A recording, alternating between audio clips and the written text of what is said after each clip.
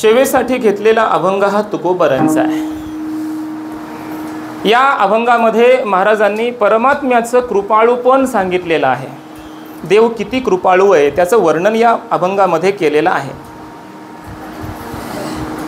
आणि त्याबरोबरच पांडुरंग ही आमची माय आहे, ही आमची आई आहे, या भूमिकेत आज तुकाराम महाराज गेलेत. मी एक त्यांचा पुत्र आहे, लढीवाळ आहे, मुलगा आहे, आणि पांडुरंग ही माझी माय आहे, माझी आई आहे. या पुत्रत्वाच्या मातृत्वाच्या भूमिकेमध्ये आज तुकाराम महाराज जातात. परमात्म्याला माय म्हणतात आणि जगाला प्रश्न विचारतायत की सांगा, माझ्या पांडुरंगासारखी माय जगात आहे का? सांगा, कोणीतरी सांगा की माझ्या पांडुरंगासारखी माय कोणी आहे का? रूपक करत असताना तुकाराम महाराजांनी थोडी तुलना केलेली आहे की व्यावहारिक आपली जन्म देणारी आई माझ्या पांडुरंगाची सुद्धा बरोबरी करू शकत नाही. माझी पांडुरंग माय कशी आहे आणि व्यावहारिक माय कशी असते याची थोडी तुलना महाराजांनी अभंगामध्ये केली.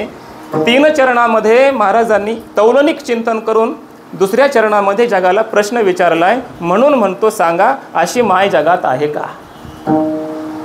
आई माय तरी ऐशी सांगा, सांगा ऐशी माय कशी? कृपाळुवा पांडुरंगा, कृपाळुवा पांडुरंगा ऐशी माय सांगा तरी, असा याचा अनुभव आहे. माझ्या कृपाळू अशा पांडुरंगासारखी माय जगात आहे का? सांगा मला कोणी, असा प्रश्न विचारतायत. का मी असं म्हणतो त्याची कारणं 3 चरणात सांगतात की माझी पांडुरंग माय अशी आहे की मी जी आळी केली, आळी म्हणजे वळवळ करते ती आळीचा विषय नाही इथं. आळी म्हणजे इच्छा, आपल्या अंतःकरणामध्ये निर्माण होणाऱ्या ज्या ज्या इच्छा आम्ही जी आळी केली, इच्छा केली देवाकडे, ती सर्व इच्छा आमची या आईनं काय केले? पूर्ण केली. बरं, पूर्ण करत असताना पुरविली आळी कशी? जे जे केली आणि ते काळी. जे जे आम्ही इच्छा केली ते पुरविली आणि जे जे काळी केली ते काळी पुरविली. जास्त काळ लावला नाही. जेव्हा जेव्हा ज्या ज्या काळामध्ये आम्ही जी इच्छा या आमच्या आईसमोर व्यक्त केली ती सर्व इच्छा त्या काळामध्ये या आमच्या माईनं पूर्ण केलेली आहे. मग सांगा अशी माय जगात आहे का? व्यावहारिक आई आपली एखादी इच्छा पूर्ण करील. लेकरू 100 इच्छा व्यक्त करतं आणि त्याच्यातली एखादी इच्छा आई पूर्ण करत असेल, पण आमची पांडुरंग माय अशी आहे, जेवढ्या इच्छा केल्या त्या सगळ्या इच्छा आमच्या पांडुरंगानं पूर्ण केल्या. मग सांगा माय तरी ऐशी सांगा, कृपाळुवा पांडुरंगा. अजून तुकाराम महाराज जगाला विचारतायत, प्रश्न विचारतायत. महाराज म्हणतात, घेतले काय कडियेवरी, घेतले नूतरी उचलूनी कडियेवरी. कडियेवरी घेतले उचलूनी, कडियेवरी घेतले न उतरी. एकदा या पांडुरंग माईनं आम्हाला कडेवर उचलून घेतलं, पुन्हा खाली ठेवलं नाही, पुन्हा खाली ठेवलं नाही, उतरलं नाही. व्यावहारिक आई कधी कधी वेळ मिळेल तसं ती कडेवर उचलून घेत असेल, काम आलं की पुन्हा खाली ठेवत असेल, कामाला जात असेल. पण ही आमची माय अशी आहे की कडेवर एकदा उचलून घेतलं आमच्या माईनं, आमच्या विठाईनं, आमच्या पांडुरंगानं, की पुन्हा आम्हाला खाली ठेवलं नाही. सांगा माय तरी ऐशी सांगा. अजून तुकोबाराय प्रश्न विचारतायत. तुका म्हणे घास मुखी घाली ब्रह्मरस. तुकोबाराय म्हणतात, व्यावहारिक आई भाताचा एक घास तोंडामध्ये टाकत असेल, खाऊ घालत असेल. ही आमची माय अशी आहे की ब्रह्मरसाचा घास आम्हाला खाऊ घालते, ब्रह्मरस आम्हाला पाजते.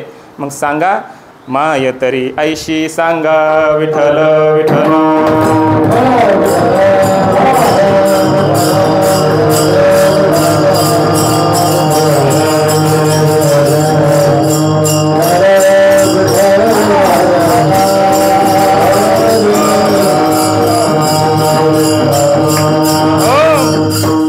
असा अभंगाचा सरळ अर्थ आपल्या समोर व्यक्त केला. या माऊली बसा. थोडीशी प्रस्तावना करतो लवकर अभंगात येतो, ऐका.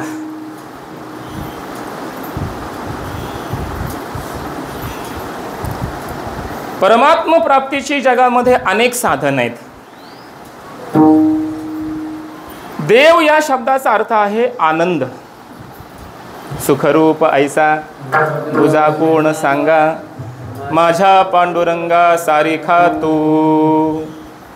देव म्हणजे आनंद आणि सगळं जग आनंदाकडे धावतंय. आणि आनंदाकडे धावतंय याचा अर्थ आमच्या भाषेत देवाकडेच धावतंय. देवाचीच प्राप्ती करण्याची जगाला इच्छा आहे, कारण आनंद म्हणजेच देव आहे. मग तो आनंद मिळवण्यासाठी आणि आपलं परम कल्याण करून घेण्यासाठी जगामध्ये अनेक साधन आहेत, अनेक साधन आहेत. म्हणून अर्जुना पाही प्रवेशावया माझ्या ठाई, उपायांची नाही वाणी येथ. वाणी म्हणजे उणीव. परमात्म प्राप्तीचे उपाय जगामध्ये अनेक आहेत, अनेक. पण एक साधक, त्याला प्रश्न पडला, ऐका, की कोणता उपाय करावा, कोणता उपाय आपण करावा, कोणतं साधन, कोणत्या मार्गाने आपण जावं. निळोबरायाची एक गवळण आहे, लक्षात घ्या. निळोबराय म्हणतात, आम्ही अशी अनेक साधनं करून बघितले, नाना साधनाच्या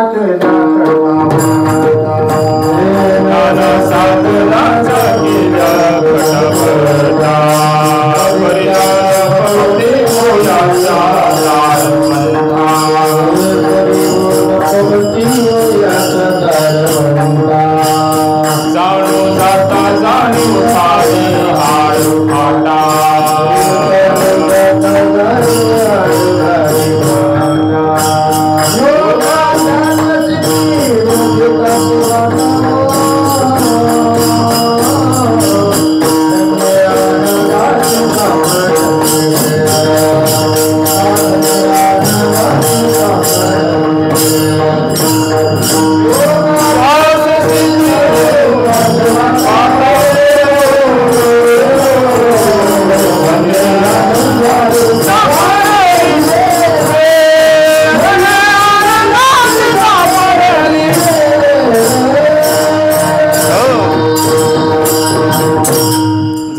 आता भजन्याली महादेव महाराज, माहिती झालंय मला कसं लागत आहे ते.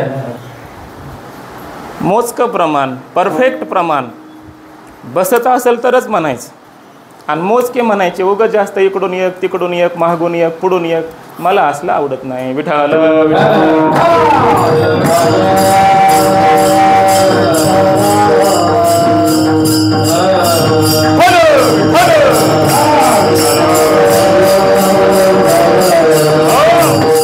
निळोबराय म्हणतात, आम्ही अनेक साधनं करून बघितले, खटाटोपा करून बघितल्या साधनाच्या. काही 9 साधनं सांगितले महाराज, 9 साधन. आणि त्या प्रत्येक साधनातला अडथळाही सांगितला. ऐका, जाणो जाता जाणीव घाली आड फाटा. जाणण्याचा प्रयत्न केला देवाला, ज्ञानाच्या माध्यमातून जाणीवतेचा अभिमान आला, अहंकार झाला. योगाभ्यासे सिद्धी रोधेता ती वाटावो. योगाभ्यास करून बघितला, रिद्धी सिद्धी वाटा अडवायला लागल्या. 2 झाले. यज्ञ यागे स्वर्ग भोग आड येते. यज्ञ याग करून बघितले, स्वर्ग भोग मध्ये आडवा आला देवातन आपल्यात. करिता तपे काम क्रोध खवळते. तप करून बघितलं, काम क्रोध मध्ये आडवे आले. नित्यानित्य ज्ञाने अभिमान वाढती. नित्यानित्याचं ज्ञान या मार्गाने जाण्याचा प्रयत्न केला, तर मध्ये अभिमान आला, आडवा आला. करिता तीर्थाटने अहंकाराची प्राप्ती हो. तीर्थाटन करून बघितले, पण अहंकार आलाच. जपता मंत्र बीजे चळची घाली घाला. मंत्र बीजांचा जप करून बघितला, थोडा मंत्र चळला की घाला घाली. कारण मंत्र चळे थोडा, धडची होय वेडा. अडथळा आला, मंत्र पिशे, मंत्र चळे पिशे लागते सत्वर. अबद्धतेकार फार करणे नामी. अडथळा आला. अजून काय करून बघितलं, करिता दान धर्म पुढे भोगवितो फळा. दान धर्म करून बघितला, त्याचं फळ भोगण्यासाठी पुन्हा जन्माला यावं लागलं. करिता दान धर्म पुढे भोगवितो फळा. सोवळे मिरविता विधी निषेध आगळा. सोवळं मिरवून कर्मकांडाचा आम्ही प्रयत्न करून बघितला, विधी निषेधामध्ये अडकून बसलो. तुका म्हणे विधी निषेधाचे टोही आणि पडले त्या नाही बुडाले त्या नाही देव कधी. पण आता धणीवरी गाऊया गोपाळाऊ. हा जे जे करावे साधन जे जे करावे साधन ते ते साधनी निघे साधनाभिमान. तप करुनी तीर्थाटन वाढविला अभिमान. जे जी साधन केली ते ते साधन साधनाभिमान निर्माण करून द्यायला लागले. त्याचा अभिमान अहंकार व्हायला लागला. म्हणून निळोबाराय रूपी साधक म्हणायला लागला, आता काय नाही, एकच मार्ग. असे अनेक मार्ग शोधले. ऐशे शोधी येले मार्ग नाना परी. न येती प्रतीती मग सांडी येले दुरी. आता गाऊ गीते नाचो हा मुरारी. निळा म्हणे करू संसारा बोहरी. ओ विठाल विठाल.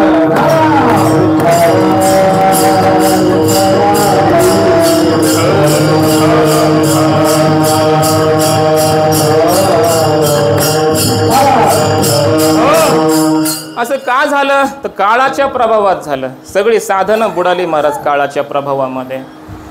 अवघ्या वाटा झाल्या क्षीण कलीन घडे साधन. उचित विधी विधान न कळे न घडे सर्वथा. भक्ती पंथ बहु सोपा पुण्य नागवे या पापा. येणे जाणे खेपा येणेची एके खंडती. म्हणून सगळी साधनं संतांनी बाजूला केली आणि भक्ती पंथ जगामध्ये प्रसिद्ध केला. विठाल विठाल.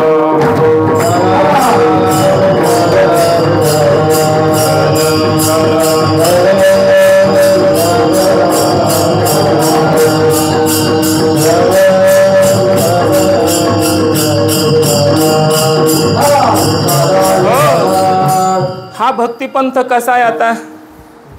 बहु सोपा म्हटलं. तुका म्हणे सोपे आहे सर्वाहुणी. सोपे वरमाम्हा सांगितले संती. टाळ दिंडे हाती घेऊन नाचा. तुका म्हणे सोपी केली पायवाट. तरा काय पंढरी वैकुंठ भूमीवरी.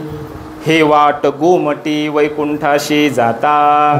राम कृष्ण कथा दिंडी ध्वजा. महाराज नामस्मरण दिंडी हातामध्ये पताका घेऊन दिंडी करणं, नामस्मरण करणं, गीते रामकृष्ण गीते गात, छंदे आपुल्या नाचत. हा जो पंथ आहे हा भक्तिपंथ आहे. या पंथानं जो गेला त्याचं परम कल्याण झाल्याशिवाय राहत नाही. कारण कलियुगामध्ये हेच एकमेव साधन आहे.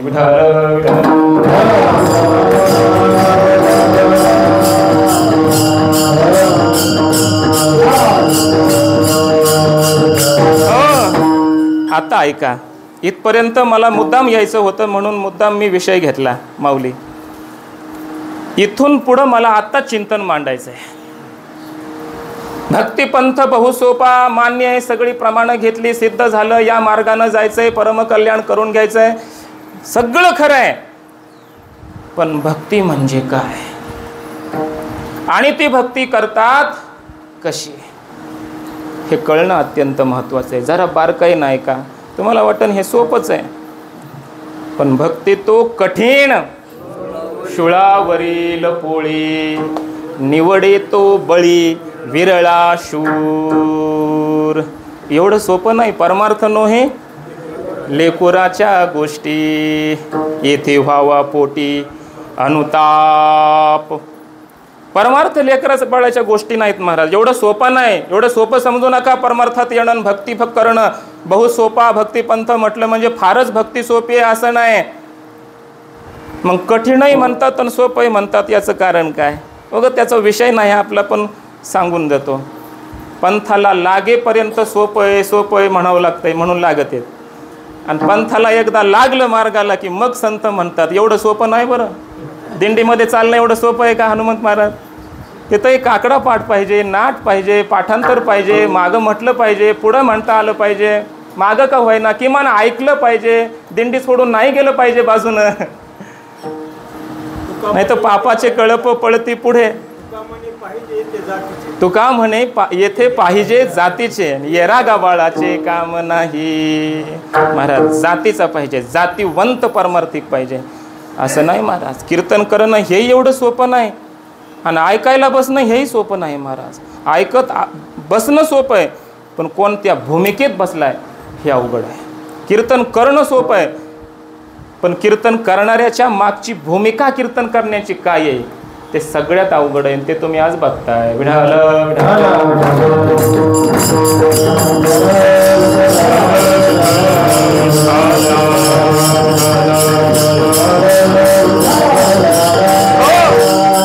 नाहीतर मग महाराज तुकाराम महाराजांनी कीर्तन केलं, मी कीर्तन करायलोय. तुकाराम महाराजांनी गायन केलं, तुम्ही गायनच करायलेत. तुकाराम महाराजांनी अभंग म्हटले, तेच अभंग तुम्ही म्हणतायत की जे तुकोबारायाच्या मुखातून आलेत. जो मंत्र तुकोबारायाच्या मुखातून आलाय तोच तुम्ही आम्ही म्हणतोय. त्याच पंढरपूरला आपण जातोय ज्या पंढरपूरला तुकाराम महाराज गेलेत. तोच विणा आहे, तेच टाळ आहे. तसा उलट त्या काळात एवढ्या सुख सुविधा नसतील. फॅन वरून सुरू आहे. हा तुम्ही शांत बसलेत, बसायला आहे, मंदिर आहे, सगळी जागा आहे, सगळ्या सुविधा आहेत, माईक सिस्टीम आहे. त्या काळात सगळं असेल का बाबा? काही नाही. मग खरं सांगा तुकोबारायाचं कीर्तन आणि माझं कीर्तन आता जे सुरू आहे काय फरक असेल का सारखंच आहे आमचं?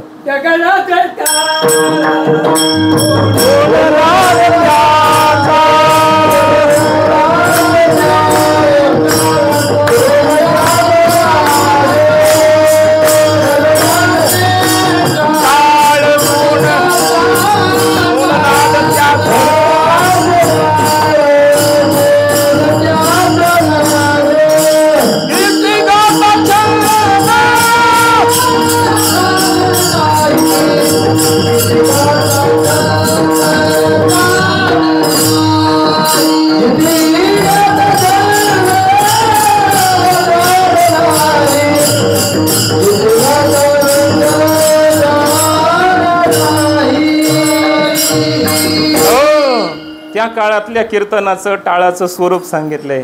दगडाचे टाळ.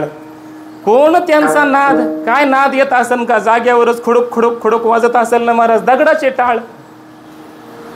कोण त्यांचा नाद? गीते गाता छंद ताल नाही. काय महाराज? पण तरीही माझा प्रश्न आहे, मग तुकाराम महाराजाच्या कीर्तनात माझ्या किंवा आता जे कीर्तन चाललेत त्याच्यात काही फरक वाटत तुम्हाला असेल असं वाटतंय का? नाही. नामदेवरायांनी कीर्तन केलं, नामदेव कीर्तन करे, मग फरक काय? पुढे देव नाचे पांडुरंग आणि तर कीर्तनकारच पुढे नाचे नाचे नाचे नाचे. कीर्तनकारच कोणाच्याही पुढे पुढे नाचालाय. हा फरक आहे महाराज. मला मुद्दा काय सांगायचा आहे ध्यानात घ्या. संतांनीही कीर्तन केले म्हणून तुकोबारायांना म्हणावं लागलं, नवती ते संत करिता कीर्तन. मुद्दा तिथं आहे माझा. मग फरक काय? तर त्याचा फरक एवढाच आहे की तुकोबारायांना भक्ती कळाली, भक्तीची व्याख्या कळाली, भक्तीची लक्षणं कळाली, भक्ती कशी करायची असते ते कळालं आणि तशीच भक्ती त्यांनी केली. सोपं आहे. आम्हाला भक्तीच कळाली नाही, आम्हाला अजून खरी भक्ती कळालीच नाही, माहितीच नाही. माहिती थोडीफार झाली तरी सुद्धा तसं आम्ही भक्ती करत नाही. माहिती आहे, थोडंफार माहिती आहे भक्ती कशी करायची असते, थोडंफार तर माहिती आहे, पण थोडंफार माहीत आहे त्याच्यातलं थोडंफार सुद्धा आचरणात अनुभूतीत नाही. हा फरक आहे त्यांच्यातला ना आपल्यातला. म्हणून लक्षात घ्या, भक्ती साधना भक्ती पंथ जरी सोपा असला तरीही त्याच्यातली वर्म मर्म आपल्याला माहिती पाहिजे. भक्ती म्हणजे काय? कधीतरी प्रश्न पडला पाहिजे, भक्तीची व्याख्या काय? आणि मग तशीच भक्ती करण्याचा प्रयत्न केला तर तुकोबरासारखे आपण झाल्याशिवाय राहणार नाही. विठाल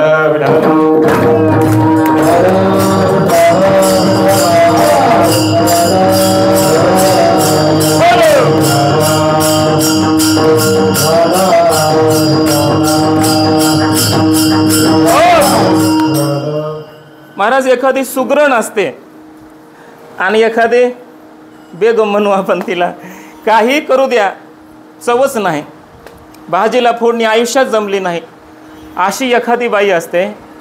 तिला सगळी सामग्री गोळा करून द्या, लिस्ट काढून अशी सगळी कितीही तिला आणून द्या, सामग्री गोळा करून द्या, तिच्या हातची भाजी खावा वाटत, तोंडात घालू वाटत नाही, चवच येत नाही. दृष्टांत समजून घ्या बरं. ही बाई, ती सामग्री, ती चव सांगायचं नाही मला, सिद्धांत ध्यानात घ्या, मला काय म्हणायचं आहे ते. आणि एखादी सुगरण असते महाराज, सुगरण, तिच्याकडे सामग्री थोडीच आहे पण तिच्या हातालाच चव आहे म्हणतो आपण. तिनं फोडणी दिली आणि भाजी केली की चवदारच लागते. लक्षात घ्या. तसे हे बिना चवीच्या भाज्या करणाऱ्या बाया म्हणजे हे पारमार्थिक आताचे. हे सगळी सामग्री उपलब्ध करून दिली संतांनी पण चवच येईना. समजतंय का? चव येते का? चव म्हणजे काय? आनंद. ह्या भजनात, ह्या कीर्तनात, ह्या चिंतनात पहिल्यासारखा आनंद आहे का? चवच येईना महाराज. आणि तुकोबराच्या काळात कसल्या सामग्री नव्हत्या, उपलब्ध नाही, काय नाही, पण कीर्तनात महाराज देव येऊन नाचावा असा रंग भरे कीर्तनात. प्रेमे हरिदास नाचत, असं त्यांचं कीर्तन. त्या कीर्तनाला चव होते ना, आपल्या कीर्तनाला चव राहिले नाही. त्याचं कारण काय महाराज? हातगुण आणि त्याच्यातले वर्म मर्म संतांना कळाले होते. ही चाचणी कशी घ्यायची, फोडणी कशी द्यायची, हे सगळं संतांना कळालं होतं. आणि तसं ते स्वतः वागत होते, तसं आचरण त्यांचं होतं. बोले तैसा चाले, त्याची वंदावी पाऊले, असं त्यांचं होतं. आपलं सांगू विचारूच नका. आपलं कशाला उगं पुन्हा पुन्हा सांगत बसू मी. आपलं म्हणजे त्यांच्यापेक्षा विरोधी, पूर्ण विरोधी. ज्या दिशेनं संत गेले त्या दिशेनं, त्या मार्गावर तर नाही महाराज आपण, पण उलट दिशेनं चाललोय. संत वैकुंठाला गेले, आपला प्रवास नरकाकडे चाललाय. विठाल विठाल.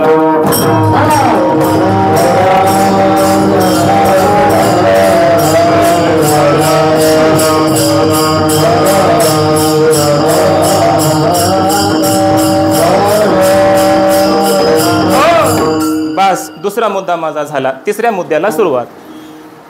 भक्तिपंथ सोपा आहे, निवडला, मान्य आहे, पहिला मुद्दा झाला. मग या पंथात येऊन, या मार्गावर येऊनही आम्हाला आनंद मिळत नाही. हा, याच पंथानं संत गेले, त्यांना आनंद प्राप्त झाला, याच्यातला फरक काय? दुसरा मुद्दा. तिसऱ्या मुद्द्याकडे मी येतोय, लक्षात घ्या. मग भक्ती म्हणजे काय हे समजलं पाहिजे आम्हाला. समजूनच भक्ती केली पाहिजे. नारद भक्ती सूत्र म्हणून भक्तिशास्त्रातला एक शिरोमणी ग्रंथ आहे. त्या ग्रंथामध्ये भक्तीच्या अनेक व्याख्या केल्यात, संतांनीही केल्यात, वेद शास्त्र पुराण सगळ्या ठिकाणी केल्यात. एक श्लोक त्या ठिकाणी दिलाय उपनिषदातला, उद्धव महाराज.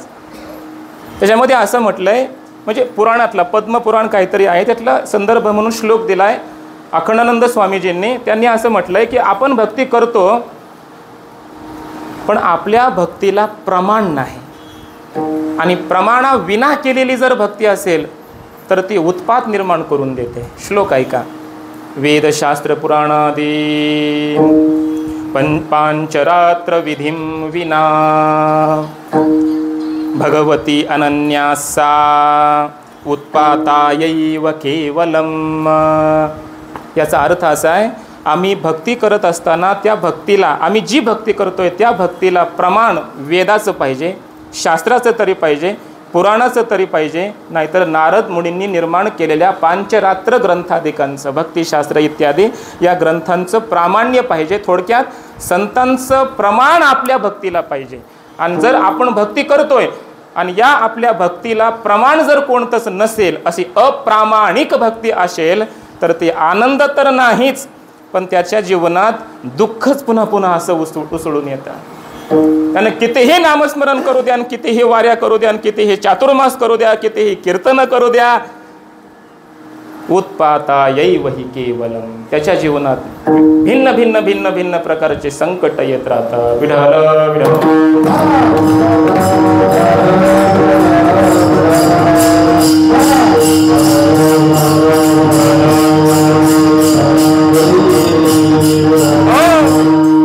म्हणून आम्हाला भक्ती कळाली पाहिजे. आंधळी भक्ती काही कामाची नाही महाराज. भक्ती सुद्धा डोळस असावी, डोळस. ज्ञानोबरांचा आदेश काय आपल्याला? माऊलींचा आदेश आहे. ज्ञानोबरा ही आपले काय आहेत? वारकरी संप्रदायाचे पाया आहेत, पाया. मूळ आचार्य आहेत आपले, आचार्य उपदेशक श्री गुरु आहेत आपल्या सगळ्यांचे. कोण? ज्ञानोबरा आहे.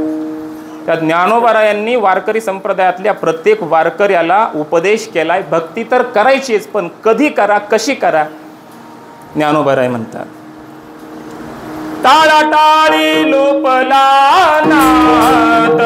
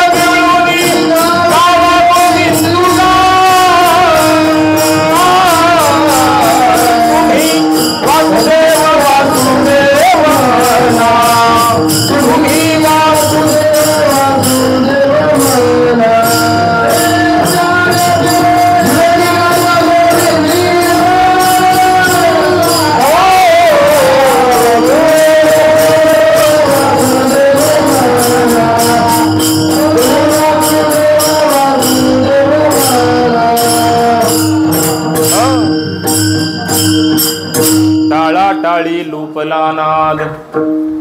अर्थ ध्यानात घ्या बरं. नेहमी म्हणतो आपण काकडा. टाळा टाळी, टाळाटाळी करणं असा अर्थ नाही. कीर्तनला चला म्हणलं की टाळाटाळी केली त्यानं, असा अर्थ नाही. टाळाटाळी म्हणजे टाळ वाजविता वाजविता. दोन टाळ आहेत, एकाच्या हातात दोन टाळ, अशा अनेकांच्या हातामध्ये दोन दोन टाळ आहेत. टाळ वाजवायला सुरू आहे. गुळगुळा वाजते, तिथंच आहे ते. टाळाटाळी, टाळ वाजवत असताना लोपला नाद. दिसतोय भेद. टाळ अनेक आहेत, दोन दोन टाळ हातात आहेत, पण नाद एक आहे. त्याच्या दोन्ही टाळामध्ये मुरलेला जो नाद आहे तो नाद कसा आहे? एक आहे. त्याचं ग्रहण करतो आपण. टाळ महत्वाचा नाही, वाजतो कसा ते महत्वाचं आहे. त्या नादाचं आपण ग्रहण करतो. लक्षात घ्या. टाळाटाळी लोपला नाद, त्या नादाचं आपण ग्रहण केलं पाहिजे. अंगो अंगी मुराला छंद. एखाद्याला एखादं व्यसन लागतं, छंद लागतो. मग छंद लागल्यावर महाराज त्याच्या अंगामध्ये छंद मुरलेला असतो. तो विसरून जातो सगळं जग मागचं, त्याच्यामध्ये पूर्ण रमून गेलेला असतो. भाषा समजते का? पूर्ण रमून गेला. त्याच्या हात पाय हे सगळे जे अंग आहे त्या अंगामध्ये तो छंद मुरलेला असतो. त्या छंद, त्याच्यातला आनंद तो महत्वाचा आहे. भोग भोगिताची आटला भेद. भोग भोगत असताना खरा भोग तोच की मी भोगतोय, मी भोगता, भोग भोग्य ही त्रिपुटी विसरली पाहिजे. त्या भोगात असा रमून गेला पाहिजे, तो खरा भोग आहे. भोग भोगिताची, भोगत असताना आटला भेद, तिथं भेद पूर्णपणे संपला पाहिजे, त्याला खरा भोग म्हणतात. उपनिषदामध्ये त्याला उदाहरण दिलंय, ग्राम्य उदाहरण आहे, पण मी सांगत नाही. पती पत्नीचं उदाहरण दिलंय, विस्तार करत नाही. मी सोपं उदाहरण सांगतो, आपल्याला समजेल असं, सांगता येईल असं. लहान लेकरू खेळतं, क्रीडा करतं आणि त्या खेळण्यामध्ये रमून जातं. आई हाका मारते, त्याला ऐकू जातं का? जात नाही. त्या खेळण्याच्या भोगामध्ये एवढं रमलं की मी खेळतोय, काय करतोय ते भान पूर्णपणे ते विसरलेलं असतं. भोगामध्ये द्वैत राहत नाही, अद्वैत शेवटी सिद्ध होतं. ते खरं भोग आहे. आणि तसंच ज्ञानोबा म्हणतात, ज्ञान गिळूनी गावा गोविंद गा. ज्ञान गिळा अगोदर गिळूनी. लेबनताव्य काय सांगता आपल्याला? एखादं काम करून पुन्हा जे दुसरं करायचं आहे तिथं लेबनताव्य येत असतं व्याकरणामध्ये. कृत्वा, करून. तसं इथं ज्ञान गिळून, अर्थात अगोदर ज्ञान मिळवा, ते गिळा, पचवा, आणि मग ज्ञानोबा म्हणतात गावा गोविंद गा. हा माऊलीचा आपल्याला आदेशही लक्षात घ्या. म्हणून प्रत्येक जीवाची वाटचाल पहिली ज्ञानाकडे असली पाहिजे. ज्ञान पचवलं पाहिजे, गिळलं पाहिजे, मुरलं पाहिजे ते, आणि मग जी होते ती खरी भक्ती आहे. विठाल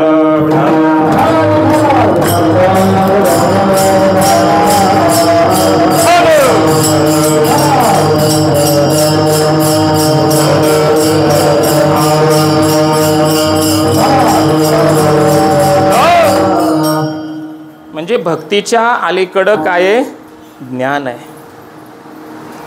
त्या भूमिकेतून भक्ती निर्माण झाली पाहिजे. म्हणजे भक्तीचंही ज्ञान झालं पाहिजे. भक्ती कशी करावी हेही कळालं पाहिजे, त्याचंही ज्ञान असलं पाहिजे. नारद भक्ती सूत्रामध्ये भक्तीची व्याख्या केली, ऐका. सात्वस्मिन परम प्रेम रूपा, परमात्म्याच्या विषयी परम प्रेम असणं इति नाम भक्ती. जगातलं काहीही न आवडणं, बहु आवडसी जीवापासून याला म्हणायचं परम प्रेम. उदाहरणं देत बसत नाही. गोपिकांची उदाहरणं त्याला भरपूर आहेत. तुकोबरायचं, ज्ञानोबरायचं उदाहरणं समजून घ्या. परमप्रेम भगवंतावर असणं ही भक्ती आहे. अजून कशी? अमृत स्वरूपाच. भक्ती करत असताना आनंद वाटला पाहिजे. आनंदासाठी भक्ती केली जाते. भक्तीत आनंदच प्रकट झाला पाहिजे तरच ती भक्ती आहे. आनंद प्रकट होत नसेल भक्तीच नाही. फलबलकल्पीय न्याय म्हणतात त्याला. जेव पोट भरलं असं एखादा जर म्हणत असेल, मला आता भूक नाही, पोट भरलंय असं म्हणत असेल, याचा अर्थ पोट भरून जेवण केलंच असलं पाहिजे ना. उगाच कसं म्हणेल? जेवण केलं पोट भरून तरच म्हणेल ना पोट भरलंय. उगाच पोट भरलं असं होत नाही, आधी जेवण करावंच लागतं. तसं आनंद निर्माण झाला तर भक्ती केली हे सिद्ध होत आहे. आणि आनंद निर्माणच पुढे होत नसेल, पोटच भरत नसेल तर जेवण केलं नाही. सरळ आहे. तसं आनंदच मिळाला नसेल तर आम्ही भक्तीच केली नाही. विठाला विठाला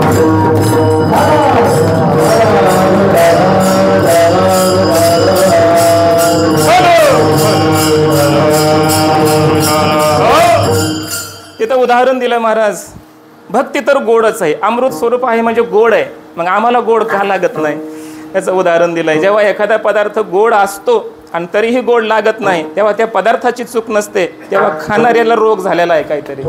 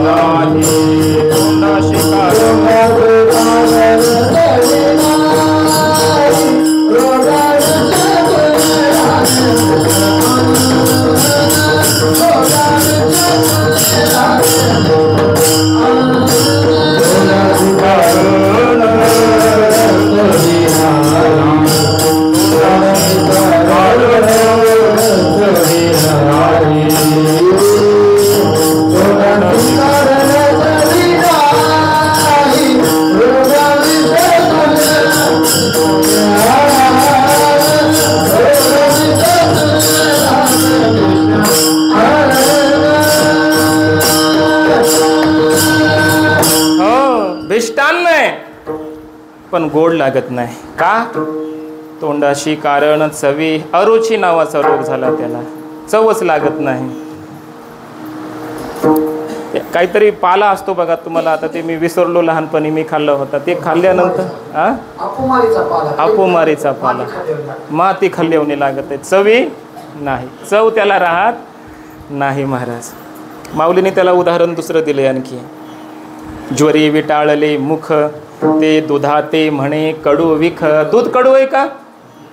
पाहिपा दूध पवित्र आणि गोड. दूध कसं आहे, गोड आहे. मग गोड ना कडू लागू लागलं एखाद्याला तर तुकोबा माऊली म्हणतात दूध कडू नाही आहे, दूध गोडच आहे, मग त्याला गोड लागत नाही, कडू का लागतंय? तर त्याचं उत्तर आहे की त्याला कावीळ झालेली आहे किंवा त्याला ज्वर झालेला आहे. मोठा ताप आला, तापानं एकदम 100च्या पुढं 120च्या पुढं ताप गेला समजा, तापला पूर्ण, त्याला तुम्ही साखर खायला द्या, कडू म्हणता येते. मग साखर कडू आहे का? नाही, त्याला ताप आला आहे, त्याला रोग झाला आहे. तसं भक्ती गोडच आहे, मग का गोड लागत नाही? आम्हाला रोग झालेत. कशाचे? विषयाच्या आसक्तीचं विष आम्हाला चढलेलं आहे. आणि विषयाची आसक्ती जोपर्यंत उतरत नाही महाराज, हे विष उतरत नाही तोपर्यंत गोड परमार्थ लागे कडू विठाला.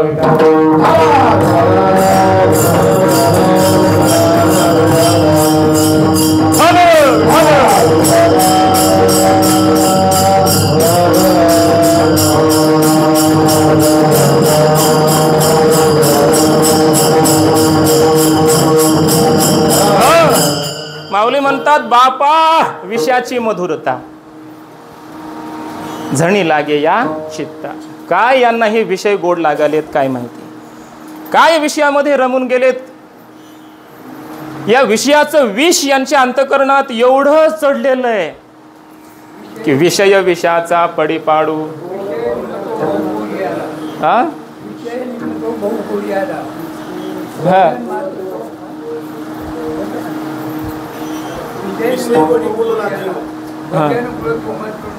भजन गोळ तो हा कडू झाला. क्या बात. काय झालं शेवटी? लोभ सर्प डंखला. लोभ रूपी म्हणजे आसक्ती, तेच तिथंच आलं की शेवटी आसक्ती, लोभ, द्रव्यदार, लोभाचं विष तो सर्प चावल्यामुळं. आणि आम्हाला सगळा परमार्थ मग गोड असूनही कडू लागायला लागला महाराज, कडू लागायला. आम्हाला रोग झाला आहे. आमचे गुरुजी सांगत असतात राजहंसाचा थवा निघाला एकदा कुठं? मानसरोवरावर. कशासाठी? फिरायला नाही, तिथं मोत्याचा चारा खाण्यासाठी.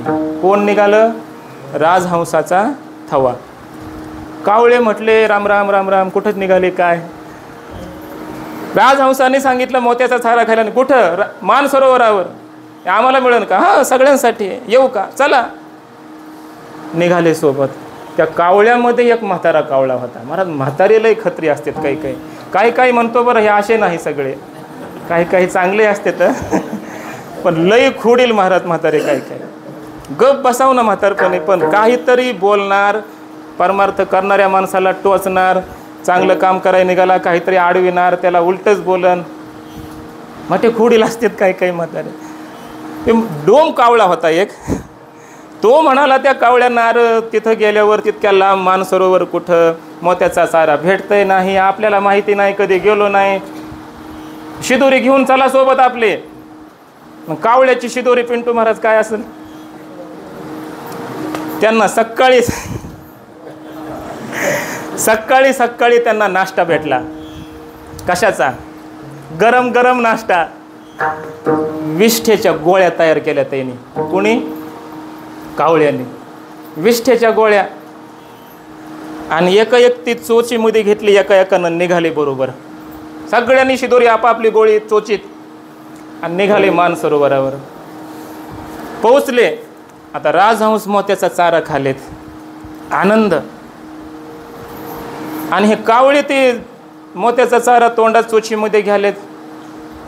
त्यांना काही चवच लागला ना, वेगळी चव यायच ना त्यांना. त्या विष्ठेसारखीच चव यायची. रोजचंच आहे म्हटलं हे तर आपल्याला, वेगळं काय ह्याच्यामध्ये? आणि मग त्या राजहंसानं विचारलं तुम्ही तोंड उघडा बरं, काय खाता बघू द्या तरी मला. तर यांच्या चोचीमध्ये विष्ठेच्या गोळ्या दिसल्या. म्हणले काय वेडे झाले का काय तुम्ही? जोपर्यंत तुम्ही त्या चोचीतल्या विष्ठेच्या गोळ्या काढून टाकून देणार नाहीत आणि मग मोत्याचा चारा खाणार नाही, तोपर्यंत गोड लागणार. दृष्टांत संपला, सिद्धांत तुम्हाला कळाला. विठाला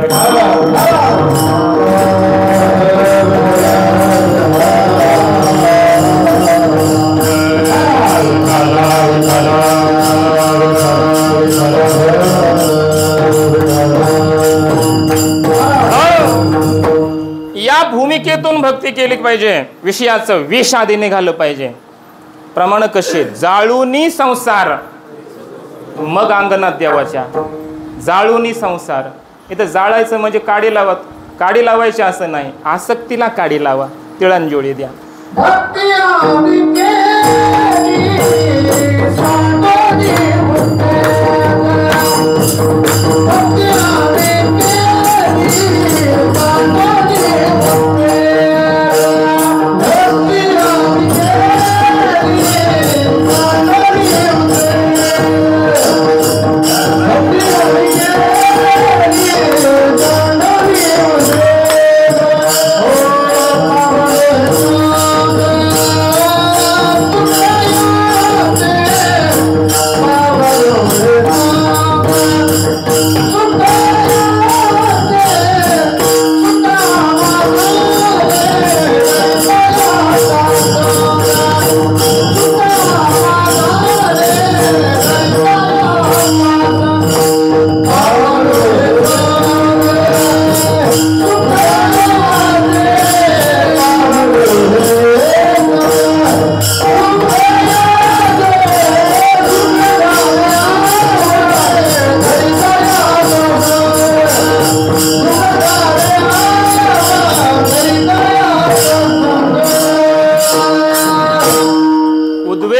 सांडोनी भक्ती आम्ही केली.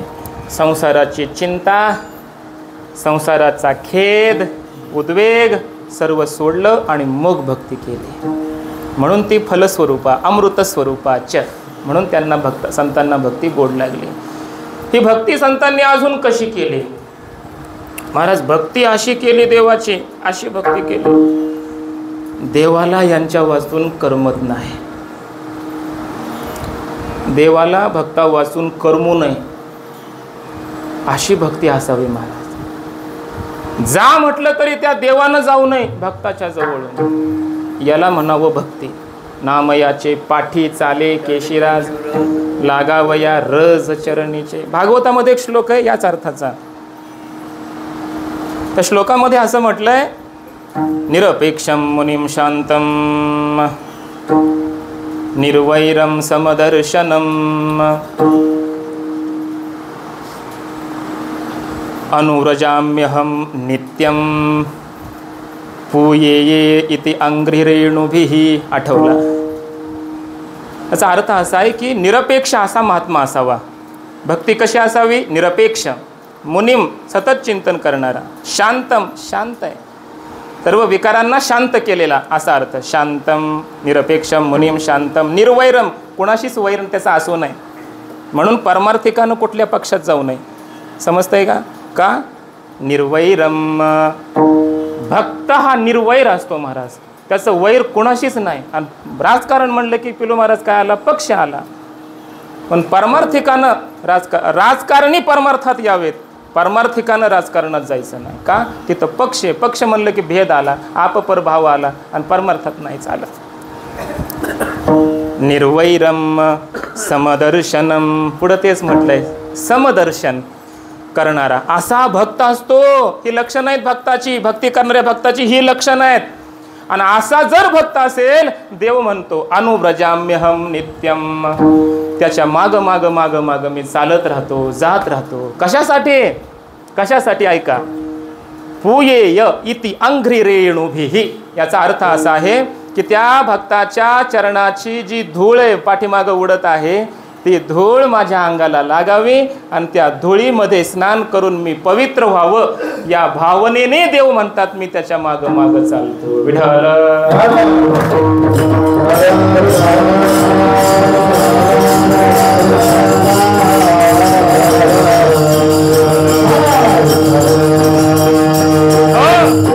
अशी भक्ती असावी हे मला सांगायचंय महाराज.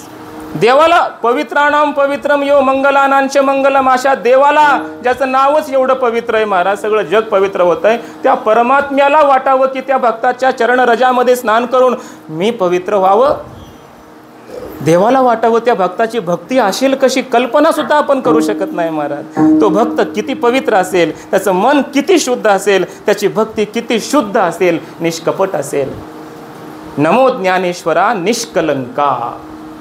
निष्कलंक असं त्याचं जीवन आहे महाराज. चंद्राला सुद्धा डाग आहे, ऋषीमुनींना डाग लागले, पण साधूला आणि खऱ्या भक्ताला आणि आमच्या संप्रदायातल्या संताला कधीच डाग लागला नाही.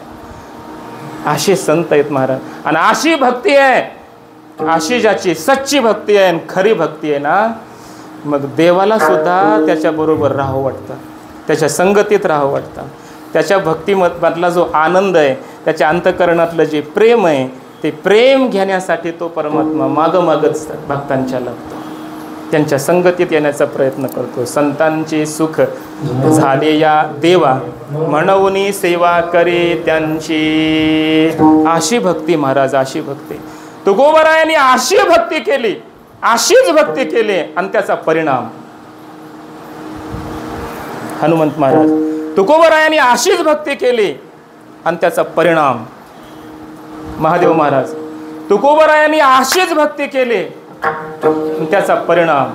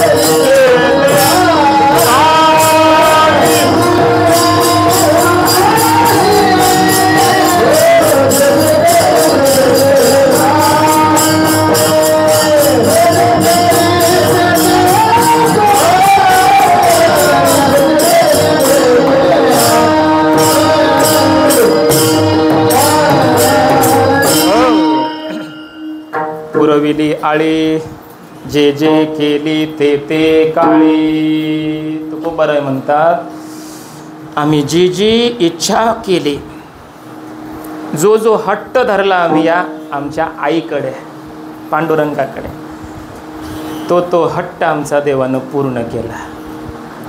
प्रत्येक इच्छा आमची पूर्ण केली आणि ते ते काळी, त्या त्या काळामध्ये परमात्म्यानं आमचं ऐकलं. आम्ही गारानं मांडावं, आई आम्हाला हे पाहिजे, आईनं येऊन लगेच द्यावं. आई मला हे पाहिजे, आमची पांडुरंग माय लगेच धावत येते आणि आम्हाला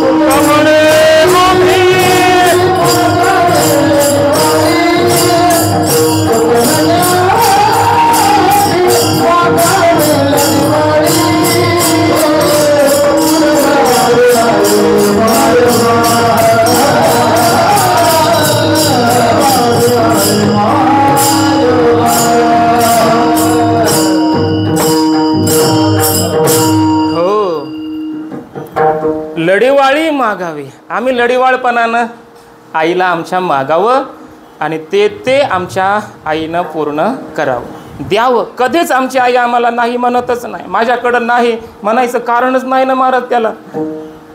समजतंय का? ती आई कोण आहे? विठाई आहे ना ती पांडुरंग आहे, ती माय.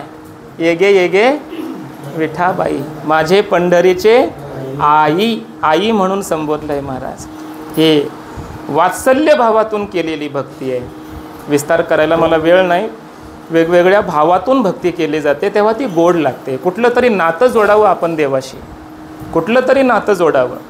कृष्ण माझी माता, कृष्ण माझा पिता, बहिणी बंधू चुलता कृष्ण माझा, कृष्ण माझे गुरु, कृष्ण माझे तारू, उतरील पैल पारू, कृष्ण माझा, माझा कृष्ण. ही ममत्व, मदीयता भक्ती म्हणतात याला. मदीयता भक्ती, देव माझा आहे. अगोदर याच्यात त्वदीयता भक्ती केली जाते, मी त्याचा आहे. त्वदीयता म्हणजे काय? मी माझा नाही, मी आणि माझं हे सगळं देवाचंच आहे. ही पहिली भक्ती. त्वदीयता, देवा हे सगळं तुझं आहे, मी तुझाच आहे. या संसाराचा लोकाचा मी नाही आहे, देवा मी तुझा आहे. ही पहिली भक्ती. दुसरी भक्ती, आपण देवाला जर म्हटलं ना मी तुझा आहे, तर देव म्हणतो मग तू माझा आहे. आणि एकदा हा माझे तुझेपणाचा दोघांमध्ये संबंध झाला की देवावर अधिकार, मग देव माझा आहे. अगोदर मी देवाचा होतो, आता देव माझा आहे. ही दुसरी भक्ती आहे. देवावर अधिकार. आता ममै वासऊ, हा देव कुणाचा आहे? आता माझा आहे. माझा कृष्ण देखील काय, ही भक्ती महाराज. आणि ही जी मदीयतेतून भक्ती केली जाते, वेगवेगळ्या भावातून केली जाते. देव माझा मित्र आहे या भावनेतून, सख्य भावातली भक्ती आहे अर्जुनाची. देव माझा स्वामी आहे, दास्य भावातून भक्ती केली हनुमंतरायांना. देव आमचा कांत आहे, पती आहे या भावनेतून गोपिकांनी भक्ती केली, कांत भाव. वेगवेगळ्या भावातून. तसं इथं वात्सल्य भाव आहे. देव माझी आई आहे. यशोदेनं भक्ती वात्सल्य भावातूनच केली, पण कृष्ण माझा पुत्र आहे, माझा पुत्र, हे वात्सल्य आहे. वात्सल्य भावाचे दोन प्रकार. कधी देवाला पुत्र म्हणून भक्ती करा, देव माझा मुलगा आहे, यशोदेची भक्ती. आणि कधी कधी देव आमची आई आहे आणि मी देवाचा मुलगा आहे, या भूमिकेतून भक्ती करावी. याला मदीयता भक्ती म्हणतात. देव माझी कोण आहे? आई आहे. या भूमिकेत आज तुकोबाराय गेले, देव माझी आई आहे. विठ्ठल विठ्ठल.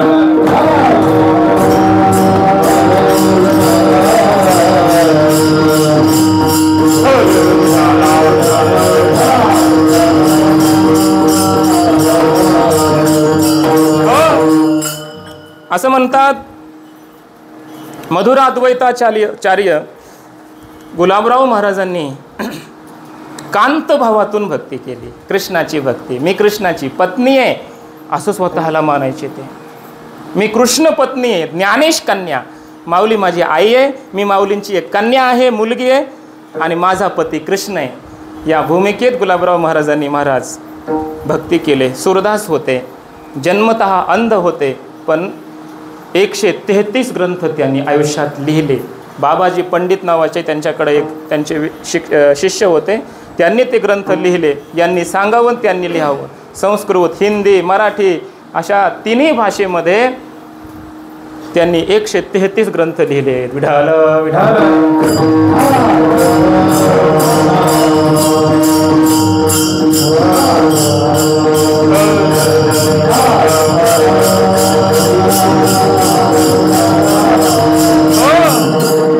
आणि एकदा त्या परमात्म्याला, पांडुरंगाला माझी आई आहे या भूमिकेत आपण जाऊन जर बोललो ना महाराज, आपल्याला काही कमी पडायचं कारण नाही. सगळ्यात जास्त अभंग तुकोबारायाची गाथा बघा. पांडुरंगाला कुठं आई म्हटलंय, कुठं माऊली म्हटलंय. या मातृत्व भूमिकेतले अभंग जास्त आहेत. खूप अभंग आहेत. तुम्ही बघा, लिस्ट काढून बघा, तुम्हाला दाखवेल नंतर.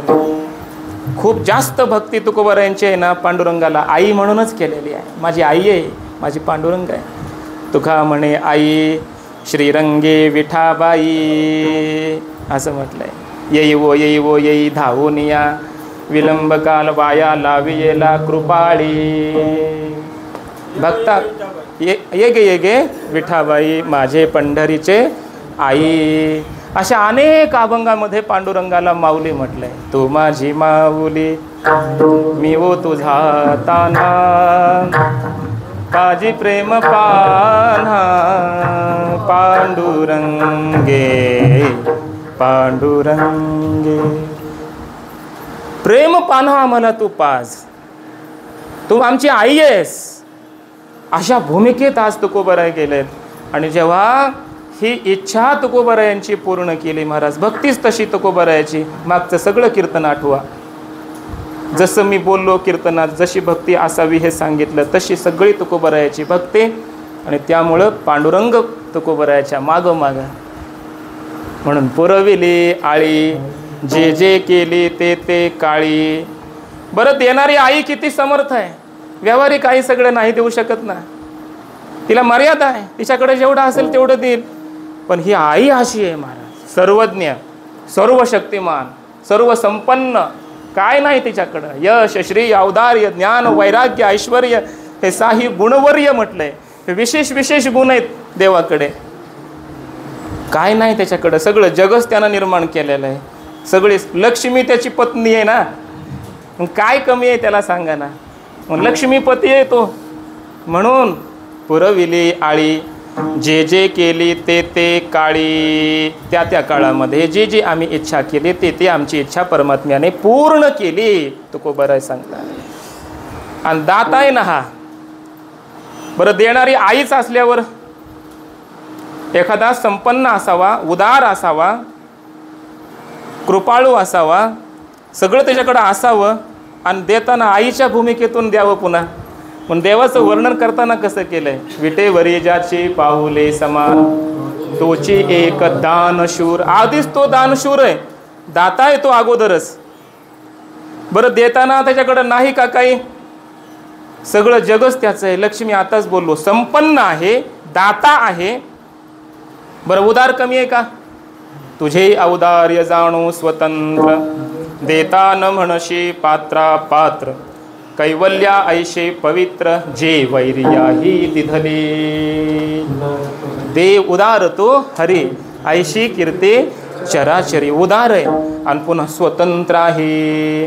दातृत्वाची ही 3 लक्षणं सांगितली शास्त्रामध्ये. संपन्न असावा, उदार असावा आणि स्वतंत्र असावा, त्याला दाता म्हणतात.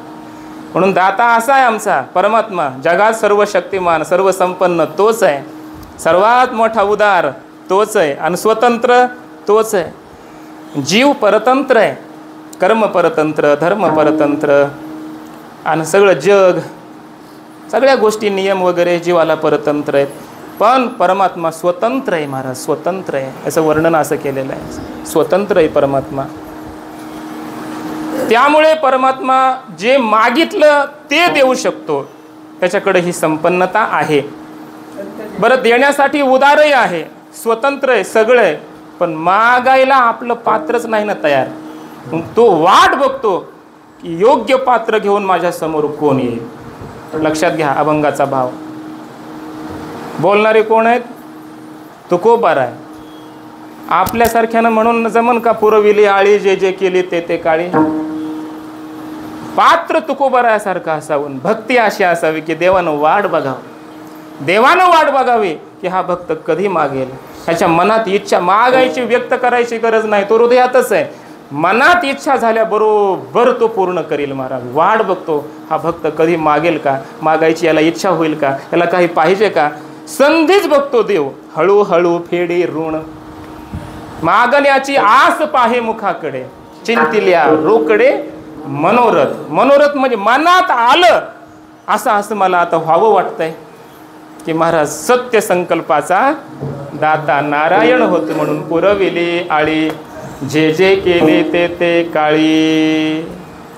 आता ही आळी, ही इच्छा कोणी केली, थोडं चिंतन करा. जीवाच्या इच्छा महाराज देवच पूर्ण करतो, एक भाग. दुसरा, भक्तांच्या संतांच्या अंतःकरणातल्या ज्या ज्या पारमार्थिक इच्छा व्यवहारातलं त्यांना नकोच असतं, त्याही इच्छा पूर्ण करणारा देवच आहे. आणि स्वतः तुकोबाराय आज म्हणालेत आमची आळी पूर्ण केली. लक्षात घ्या. 3 टप्प्यातून चिंतन करता येईल. जीवाच्याही इच्छा ज्या आज पूर्ण होत आहेत ना, थोड्या थोड्या थोड्या थोड्या, त्याही पूर्ण करणारा कोण आहे. देव आहे. पंचदशीमध्ये असं म्हटलंय महाराज, हा जीव पूर्वजन्मांमध्ये पूर्वकल्पांमध्ये जी कर्म करतो त्या त्या कर्माची फळं जीवाला अपेक्षित असतात. मग पुण्य केलं असेल एखाद्यानं, समजा मागं 100 यज्ञ केलेत, पुण्य केलेत, मग त्याला स्वर्गाला जायची गरज आहे की नाही? त्याला स्वर्गाला पाठवावं लागेल ना, त्याला त्या कर्माचं फळ द्यावं लागेल ना. आणि कल्पांत झाला, लक्षात येतंय का? पूर्वकल्पामध्ये यज्ञयागादी साधना केली, परमार्थ केला, आणि कल्प संपला, कल्पांत झाला, महाप्रलय झाला. आता नवीन सृष्टी उत्पन्न करायची. मग देव विचार करतो, मागच्या कल्पात शेवटच्या जन्मात कोणी कोणी काय काय कर्म केलीत जीवांनी, आणि त्यांना त्यांना त्या त्या कर्माची ती ती फळं द्यावी लागतील. पुरविली आळी, जे जे केले ते ते काळी. म्हणून त्या परमात्म्याने काय केलं? धाता यथा पूर्वम अकल्पयत.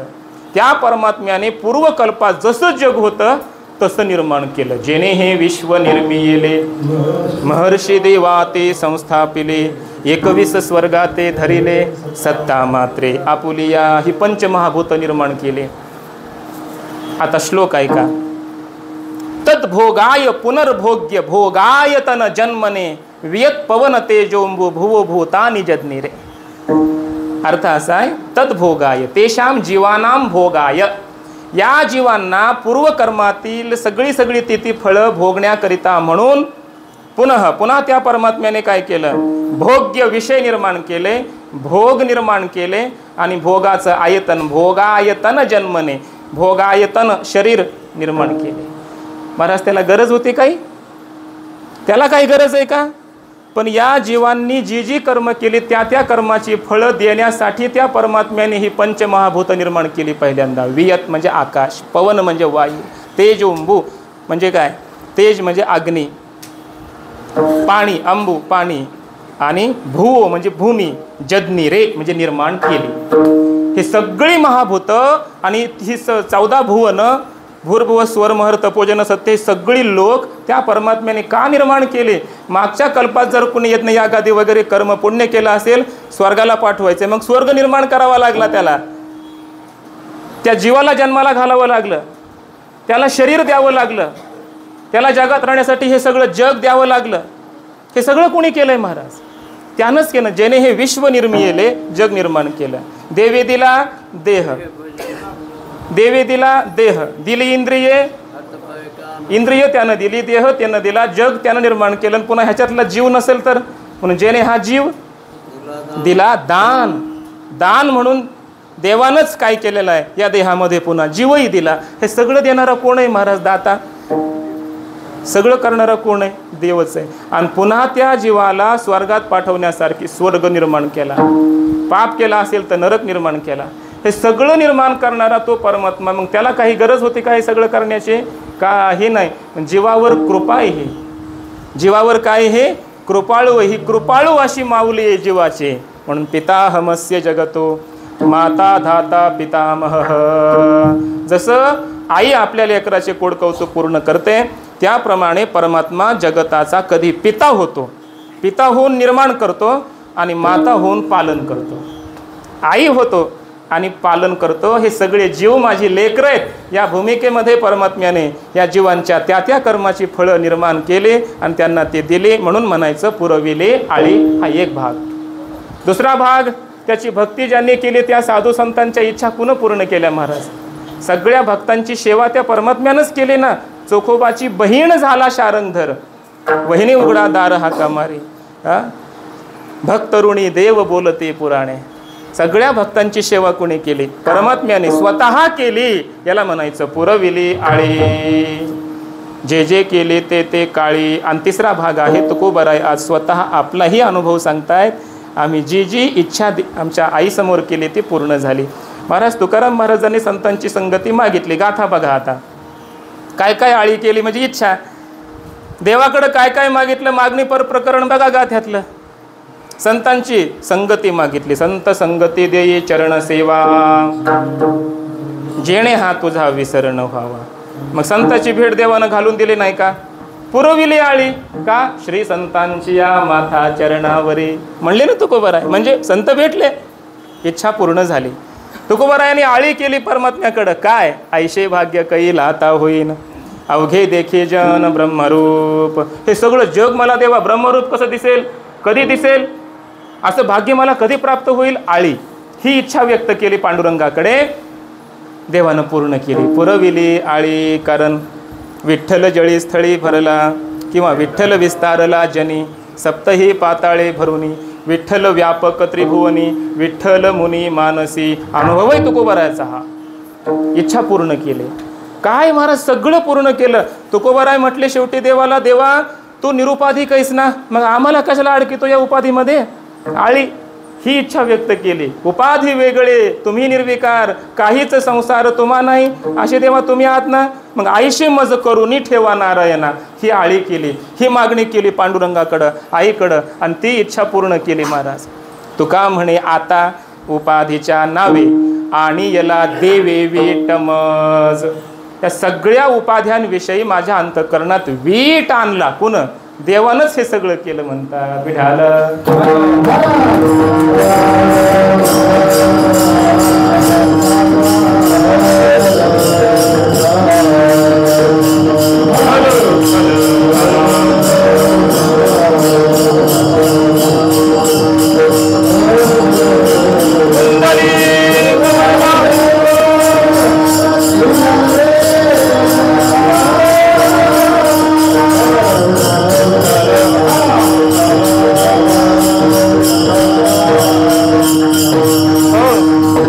बस थांबवतो मी. ऐका, पहिल्या चरणाचा भाव सांगतो आता. तुकोबर आहे तर संतच आहेत, भक्तच आहेत, त्यांच्या मागं पुढं देव फिरतोच आहे, त्यांच्या इच्छा पूर्ण केल्याही. आणि हे तुकाराम महाराजांनी आपल्याला का सांगावं, हे सांगण्यामागचा भाव हा आहे की तुकाराम महाराजांना म्हणायचं आहे, अशा आईचं तुम्ही का भजन करीत नाहीत, अशा आईच्या दारात तुम्ही का रे जात नाहीत, असं जीवांना सांगायचं आहे. आमच्यासुद्धा इच्छा यानंच पूर्ण केल्यात, म्हणून जगाला सांगायचं आहे तुमची आई हीच आहे खरी, असं सूचित करायचं आहे. भिडान बोले भरपूर प्रमाण आहेत, पण एक म्हणतो थांबतो. भिडान बोले पुंडलिकाशी.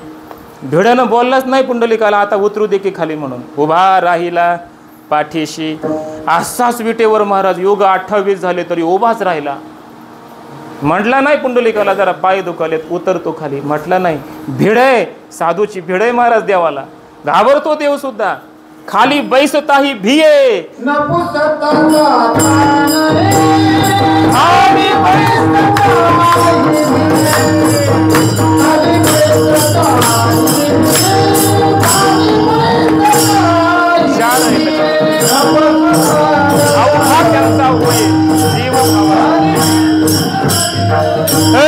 अवघा त्यांचा हो जीव भाव सहित. थोडं थोडं येत आहे म्हणाय म्हणून बरं आहे, नाही तर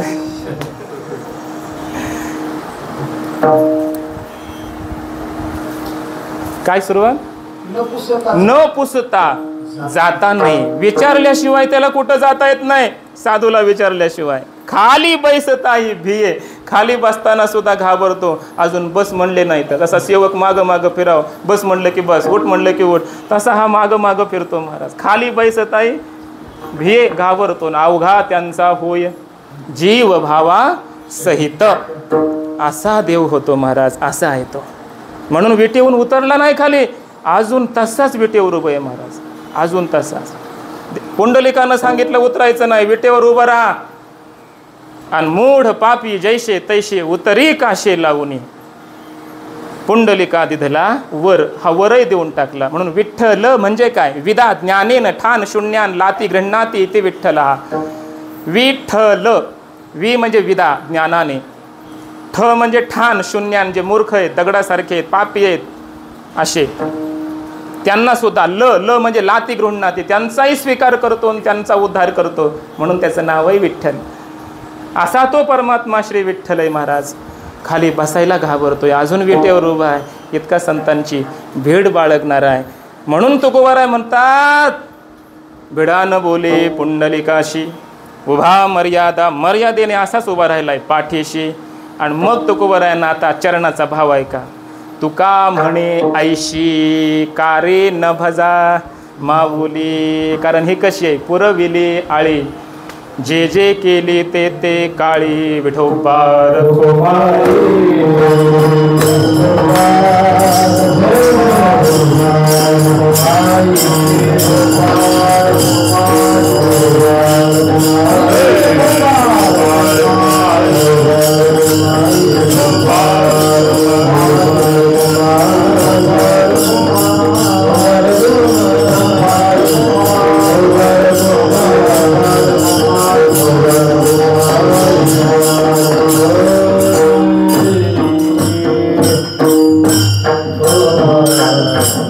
महाराज. अशा देवानं ज्यांचा ज्यांचा स्वीकार एकदा केला त्यांना परमात्म्यानं पुन्हा कधी सोडलं नाही. घेतले नोतरी उचलून कडियेवरी.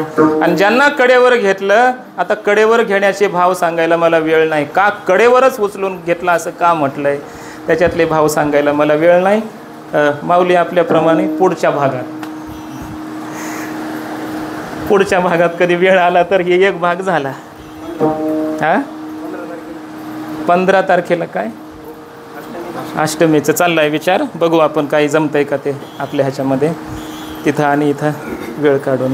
मग त्या दिवशी हाच घ्यायचा अभंग. बघू त्यावेळेस पुढच्या भागातलं पुढचं चिंतन. देवाचंच वर्णन नाही तर काय अडचण नाही घ्यायला हा अभंग. घेतले न उतरी उचलोनी कडिये वरी. आणि ही आई आम्हाला तुका म्हणे घास मुखी घाले ब्रह्मरस पाजणारी ही आई आहे आमची. त्यामुळे माय तरी ऐशी सांगा अशी माय जगात कोणी आहे का. कृपाळुवा पांडुरंगा, कृपाळू अशा पांडुरंगासारखी माय जगामध्ये असू शकत नाही. असा आहे कार्य नाठविशी कृपाळू देवाशी पोषितो जगाशी एकला तो. अशी ही आई आहे. अशा देवाचं भजन करावं. अशा देवालाच आपण खरी आपली आई बाप मानावं, त्याची भक्ती करावी, त्यालाच मागावं. काय मागायचं आहे ते त्याच्याच समोर धरणं धरावं आणि त्याची भक्ती, त्याचं नामस्मरण करावं. जगात कोणी आपलं नाही. ज्ञानेश्वर 5 मिनिटे सत्कार करू.